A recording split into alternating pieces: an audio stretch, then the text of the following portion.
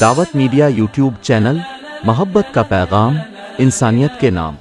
بسم اللہ الرحمن الرحیم، نحمدہ ونصلی علی رسولہ الکریم، اما بعد، اعوذ باللہ من الشیطان الرجیم، بسم اللہ الرحمن الرحیم، قل هو اللہ احد اللہ الصمد لم یلد ولم یولد ولم یکن له کفوا احد، صدق اللہ العظیم۔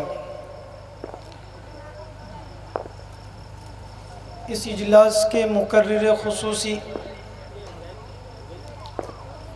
ہمارے معزز اور مکرم مہمان حضرت اقدس مولانا قاری محمد اسامہ صاحب آنندی حفظہ اللہ تعالی، علاقہ برار کے فعال اور مشہور عالم دین حضرت اقدس مولانا سید سلیم احمد صاحب ندوی دامت برکاتہم العالیہ، دیگر اساتین علم و فضل حضرات، علماء کرام، نوجوان بھائیوں، پیارے بچوں اور پردہ نشین اسلامی مائیں اور بہنیں، آپ لوگ کافی دیر سے مکتب دار ارقم کے طلبہ کا پروگرام سماعت فرما رہے تھے۔ بچوں نے بہت ہی جرأت اور بے باکی کے ساتھ اپنا دینی پروگرام آپ لوگوں کے سامنے پیش کیا۔ یہ ان کے استاذ محترم حافظ محمد ارشاد صاحب سلمہ اللہ تعالی کی محنتوں کا مختصر خلاصہ اور عطر تھا، جو پروگرام کی شکل میں ان بچوں سے آپ لوگوں نے سنا۔ بچوں کا پروگرام سن کر طبیعت بے حد خوش ہوئی۔ اللہ تبارک و تعالی حافظ صاحب موصوف سلمہ اللہ تعالی کی خدمات کو قبول فرمائے۔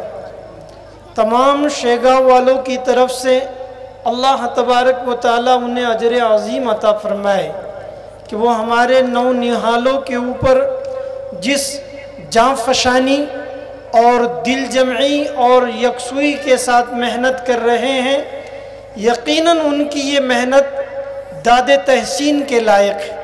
اللہ تبارک و تعالی اپنے شایع نشان انہیں بہترین بدلہ عطا فرمائے اور ہمیں قدردانی کی توفیق نصیب فرمائے، آمین۔ ہمارے مہمان مکرم حضرت قاری صاحب دامہ الطاف العالی نے اتنا پرمغز اور ایمان افروز خطاب کیا ہے کہ اب مزید کسی بیان کی حاجت اور ضرورت باقی نہیں رہی، لیکن بہت ہی مختصراً میں چند گزارشات آپ لوگوں کے سامنے رکھ کر انشاءاللہ بات کو ختم کروں گا۔ میں نے جو سورت آپ لوگوں کے سامنے پڑھی ہے، یہ 30ویں پارے کی سورت ہے جسے سورۃ الاخلاص کہا جاتا ہے۔ سورۃ الاخلاص کہنے کی وجہ مفسرین نے یہ لکھی ہے کہ اس میں اللہ تبارک و تعالیٰ کی خالص توحید بیان کی گئی۔ مشرکین نے حضور اکرم صلی اللہ تعالی علیہ وسلم سے اللہ تبارک و تعالیٰ کا نسب نامہ مانگا تھا۔ ان کے ذہنوں میں جو بات بیٹھی ہوئی تھی کہ اللہ لوہے کا ہے، تانبے کا ہے، پیتل کا ہے یا اور کون سی دھات کا ہے، تو اللہ تبارک و تعالیٰ نے قرآن کریم کی اس عظیم سورت کو نازل کیا، جس میں اپنی توحید کو بیان کیا۔ مکاتب کے اندر، مدارس دینیہ کے اندر بچوں کو کیا پڑھایا اور سکھایا جاتا ہے؟ ہمارے جو عقائد ہیں ان میں سب سے اہم اور بنیادی عقیدہ ہے عقیدہ توحید، اس کے بعد میں ہے عقیدہ رسالت، اور اس کے بعد میں ہے عقیدہ آخرت۔ اللہ تبارک و تعالیٰ کی توحید جتنے انبیاء کرام علیہم السلام آئے سب نے اللہ کے ایک ہونے کی گواہی، شہادت اور اس کی عبادت اور پرستش کے لیے دعوت دی۔ ان مکاتب کے اندر بچوں کو کیا پڑھایا جاتا ہے؟ یہی اللہ کی توحید سکھائی جاتی ہے۔ حضور اکرم صلی اللہ تعالی علیہ وسلم کی رسالت سے متعارف کرایا جاتا ہے، اور یہ بچے جو مکتب کے اندر گئے اور انہوں نے وہاں پر ضروریات دین کو سیکھا، یہ عصری علوم بھی حاصل کریں گے، دنیا کی بڑے بڑے عہدے والی کرسیوں پر یہ بیٹھیں گے، لیکن یہ مکتب کے اندر پابندی سے آتے رہیں تو میرا ماننا ہے کہ انشاءاللہ یہ سچے اور پکے مسلمان رہیں گے، اور اس کے بعد میں اگر یہ ٹیچر ہے تو ٹیچر ہوں گے، ڈاکٹر ہے تو ڈاکٹر ہوں گے، لائر ہے تو لائر ہوں گے، جج ہے تو جج ہوں گے، یا جو بھی عہدہ اللہ تبارک و تعالیٰ نے انہیں دیا ہے اس عہدے پر فائز ہوں گے، لیکن پہلے یہ سچے اور پکے مسلمان ہوں گے۔ یہ وقت کی بہت بڑی ضرورت کی تکمیل جو تعلیم مکاتب کے اندر بچوں کو دی جا رہی ہے، یہ حالات کی روشنی میں ہماری نسلوں کے لیے انتہائی ضروری ہے۔ ہمارے بچوں کے ایمان اور دین کے تحفظ کے لیے یہ بہت زیادہ ضروری ہے۔ حضور اکرم صلی اللہ تعالی علیہ وسلم نے اس سورۃ الاخلاص کو تہائی قرآن فرمایا، 10 پاروں کے برابر قرار دیا۔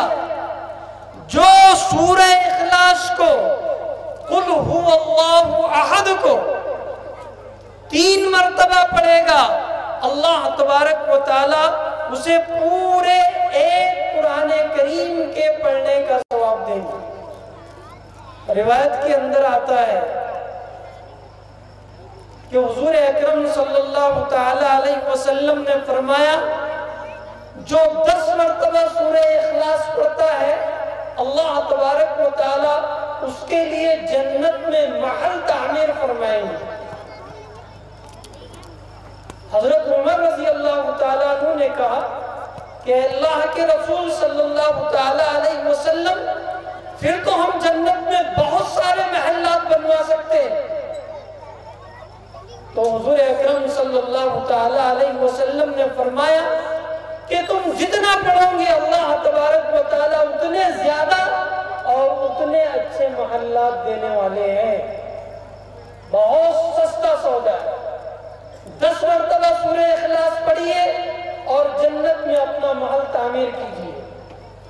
اب اسی کوانٹٹی کے حساب سے جتنا اضافہ کرو گے اتنے محلات جنت کے اندر بنتے رہیں گے، تعمیر ہوتے رہیں گے۔ کیوں؟ اس لیے کہ اس سورت کے اندر اللہ تبارک و تعالیٰ کی توحید کو بیان کیا گیا ہے۔ سورہ آل عمران کی ایک آیت ہے، آیت نمبر 18۔ اس آیت کی شان نزول میں مفسرین نے لکھا ہے کہ ملک شام سے یہود کے 2 بڑے عالم مدینہ منورہ تشریف لائے، اور جب انہوں نے بستی کو دیکھا تو اپنی کتاب تورات میں نبی آخر الزماں کی جو قیام گاہ کی علامات لکھی تھی وہ علامات انہیں اس بستی میں نظر آنے لگی، تو وہ کہنے لگے کہ یہ نبی آخر الزماں کی قیام گاہ رہے گی۔ انہیں بتایا گیا کہ یہاں پر ایک بزرگ ہے جنہیں لوگ نبی کہتے ہیں۔ تو یہ لوگ حضور اکرم صلی اللہ تعالی علیہ وسلم کی خدمت میں حاضر ہوئے۔ چہرہ مبارکہ پر جیسے ہی نظر پڑی، تورات میں جو آخری نبی کی علامات اور نشانیاں لکھی ہوئی تھی وہ تمام کی تمام آپ میں موجود۔ انہوں نے کہا آپ محمد ہیں؟ حضور اکرم صلی اللہ تعالی علیہ وسلم نے فرمایا ہاں۔ پھر ان یہود کے دو بڑے عالموں نے سوال کیا آپ احمد ہیں؟ حضور اکرم صلی اللہ تعالی علیہ وسلم نے فرمایا ہاں میں محمد ہوں اور احمد ہوں۔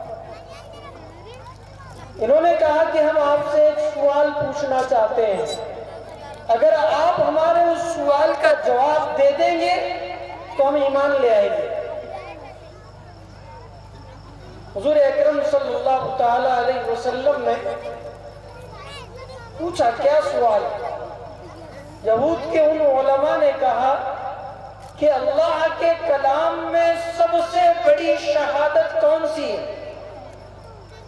اللہ تبارک و تعالیٰ نے آیت نازل کی سورہ آل عمران کی آیت نمبر 18، شہید اللہ انہ لا الہ الا ہوا والملائکۃ واولو العلم قائما بالقسط لا الہ الا هو العزیز الحکیم۔ جب انہوں نے اس آیت مبارکہ کو سنا تو وہ لوگ اسلام کے اندر داخل ہو گئے۔